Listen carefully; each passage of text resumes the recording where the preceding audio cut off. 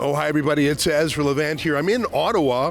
It's a busy day out front of the courthouse here because today is the day that we get the judgment in the case of the King versus Tamara Lich and Chris Barber. It's the longest running mischief trial, not only in the history of Canada, but in the history of the entire Commonwealth. Nearly 50 days of sittings. By the way, most murder trials are a fraction of that length, and it's my view that the process was deliberately turned into the punishment. Tamara Lich was the symbol of the truckers. You might recall that in February 2022, tens of thousands of people descended on Ottawa, the capital city, and had a peaceful protest, despite Justin Trudeau trying to call it the January 6 riots of Canada. It simply wasn't. In fact, it was the opposite of that. It was a festival feeling. There were hot tubs and bouncy castles, and the greatest infraction was, well, a few parking tickets. It was Justin Trudeau who lost control of himself and brought in the Emergencies Act, a form of martial law that had never been invoked in Canada, not even on 9/11. The Federal Court of Canada later ruled that it was Justin Trudeau, not the truckers, who broke the law. His invocation of the Emergencies Act was illegal and unconstitutional. I should remind you that one of the most outrageous things done under the Emergencies Act was to seize and freeze bank accounts of hundreds of Canadians with no legal process whatsoever. Just Chrystia Freeland, who was the finance minister at the time, just told the banks, freeze that, freeze that, freeze that, hundreds of times. Husbands and wives often share bank accounts, so suddenly all across Canada, mums were going through grocery lines and their credit cards didn't work because Chrystia Freeland brought a little bit of that police state to Canada. The riot horses stomping on people. What a difference between the peaceful truckers protesting and how Justin Trudeau and Chrystia Freeland and now Mark Carney abide the constant pro-Hamas hate crime wave in this country. No riot horses or Emergencies Act for them. But back to today, it's the end of an extraordinary long legal process. I think, in fact, it was an abusive legal process. It is my view that most of the trial was designed as a punishment. Rebel News had reporters here every single day of the trial, and the Democracy Fund, which is a registered civil liberties charity in Canada, helped crowdfund Tamara Lich's legal bills, and they also live tweeted all 47 days of this trial. Let me tell you a little bit about 2 days I attended. I'll make this very quick. On one of those days, it was some mid-level, no-name bureaucrat from City Hall in Ottawa who testified, and it soon became clear, and remember, this is a trial of Tamara Lich. She's been accused of a crime.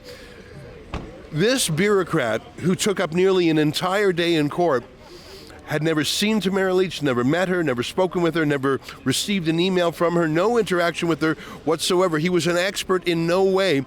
His testimony comprised of him recounting how he wandered through Ottawa during the trucker convoy and how he felt, Dear Diary style. He kept no notes. He was no expert. It was just a court allowing him to have a therapy session for a whole day. An abuse of the court system for sure, a deliberate abuse. This went on for nearly 50 days. I'll tell you one more thing, and this was near the very end of the trial. And I pay attention because I live tweet. In fact, if you want to follow me, go to Ezra Levant on Twitter or X. I'm going to be live tweeting the ruling today. But 5 videos were shown to the judge. And there were little clips, little social media clips in which Tamara Lich was in the background, or she was, chatting just very generically, saying hello to someone. And this was being shown to the court in a criminal trial. And maybe I missed a key word or something, because I was thinking, what are they showing these 5 irrelevant clips for? These clips don't show anything. In one case, she was just standing in the background. It would be like someone there just standing in the background, and that's adduced in evidence in trial. And I asked the person next to me, what's this? Those 5 short, ephemeral clips in which Tamara Lich was just in the background was the totality of evidence of what she did in Ottawa other than her own Facebook posts. In other words, those 5 little social media clips in which she was just standing in the background was it. There was no evidence, as you know, in a criminal trial. The accused does not have to take the stand, does not have to make a case. It's the burden of proof on the government to make the case. Tamara Lich did not mount a defense. She did not take the stand because the government case was so hollow. Those 5 little background shots, it would be like that person walking into the courtroom now. Imagine if all the evidence you had was just a background shot. Just unbelievable. Lawrence Greenspan is the lawyer for Tamara Lich, and he has 2 junior lawyers who have worked with him. And it's just an astonishing case that started in February of 2022, and it is now April of 2025. I spoke to a lawyer a couple of days ago who estimated, we sort of tried to figure it out based on how much money the defense of this cost, but between the police and the prosecution, we believe that the government of Ontario and the government of Canada have spent $10 million chasing Tamara Lich. And why would they do that? You know, there's several rules that the prosecutors have to abide by when they charge someone. One is there a reasonable likelihood of conviction? And I would say to you, I doubt it. But the second one is it in the public interest that this prosecution proceed? And let me ask you, do you think it is in the public interest that 10 million tax dollars go to prosecute Tamara Lich for 3.5 years? That a courtroom is taken out of other more serious business. No rapes, no murders, no home invasion robberies, no actual crimes will be dealt with. The prosecutors are too busy, you see. The judge is too busy chasing down a horn honker. Actually, there's no evidence that Tamara Lich ever honked a horn. Could you imagine everything else being treated as less important, less central to the public interest? And that's because this was not a legal trial. This was a political revenge trial. And it is so essential, you see, to the deep state. And by that, I mean all the bureaucrats and the police and everyone who doesn't like the trucker. It's so essential to them that they're able to label the truckers as illegal, and it wasn't, but they're hoping that if they can convict the sort of spiritual leader of the truckers, Tamara Lich, if they can convict her of this crime, that they can therefore call essentially the entire trucker convoy criminal.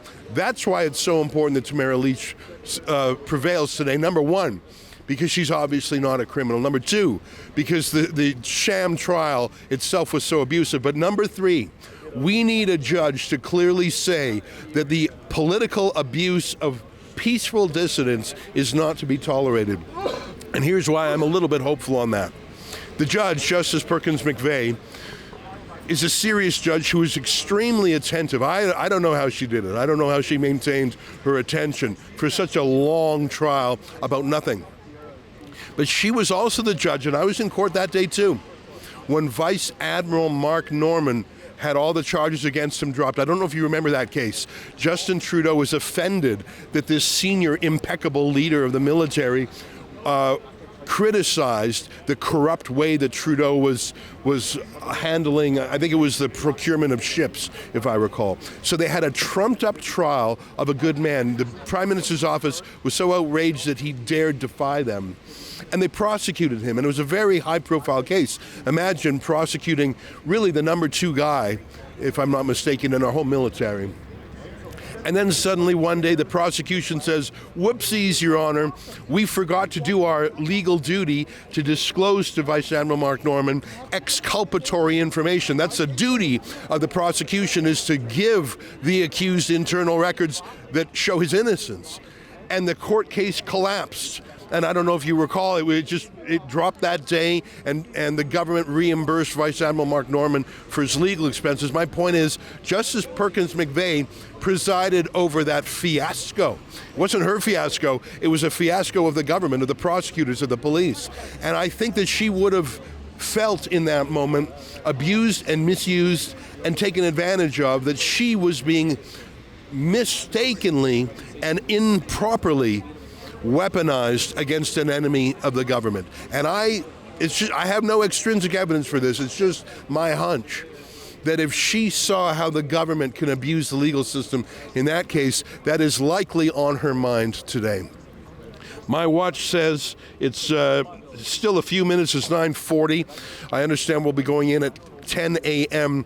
So I'm going to put the microphone away because you can't record videos or audio in a courtroom. So we're going to put this online, and then I'm going to go inside and I'm going to live tweet the proceedings at Ezra Levant. That's my Twitter or X handle. I don't know how long it's going to go. I get the feeling that the judge wants to have her say. She's been sitting through this monstrosity, and I bet she's got a lot of words. So it wouldn't surprise me if the ruling is 100 pages long. And it wouldn't surprise me if the judge read it out verbatim. Now, I don't know how fast a reader she is, but we could be here well into the afternoon. I'll be live tweeting it, and then I'll make a little video afterwards, and I can imagine that Tamara Lich and her lawyer, Lawrence Greenspan, would have a lot to say afterwards. And let me say one more thing before I sign off for the morning. 10 million public dollars invested in this sham trial. The hopes of a Liberal government to demonize all the truckers. What happens if, as I suspect, she's acquitted? Because remember, it's a high bar to convict someone of a crime. It's beyond a reasonable doubt. And I would suggest to you there's certainly a reasonable doubt or more here. Do you think the government's going to give up? They spent $10 million chasing this woman for 3.5 years. Do you really think they wouldn't go for one more round like an alcoholic who just wants just one more drink? Don't you think that the government would appeal it? I fear that if she is acquitted today, the government punitively, abusively, against the public interest, will say in for a dime, in for a dollar, in for 10 million, in for 11 million, and will appeal the case. And if that's the case, I should let you know that, of course, Rebel News and the Democracy Fund will crowdfund her legal defense for that as well. Now, I should tell you, so that's if Tamara Lich wins. I think the bad guys will appeal. Looks like the woman of the hour must be arriving. So this is Tamara Lich's co-accused, Chris Barber, who's coming over.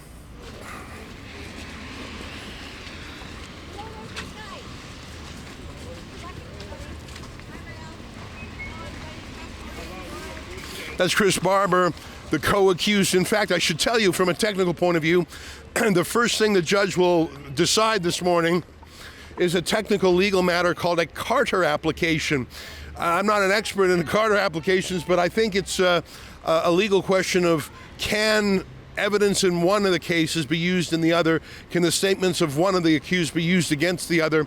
I think that's what it is. Because remember, Chris Barber and Tamara Lich are both being charged. So there will be that technical ruling, I'm told, at the outset. Now down here I see, it looks like, I think I see Tamara Lich.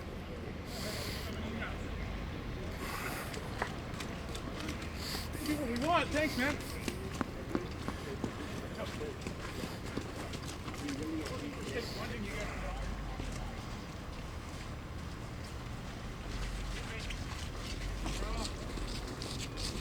Lawrence Greenspan, Eric Rangers is the train. Close! You guys are too close! I don't think it would be fitting for you guys to be obstructing. Good morning, Lawrence. Morning. Morning, Tamara. You guys are late. They're like cockroaches!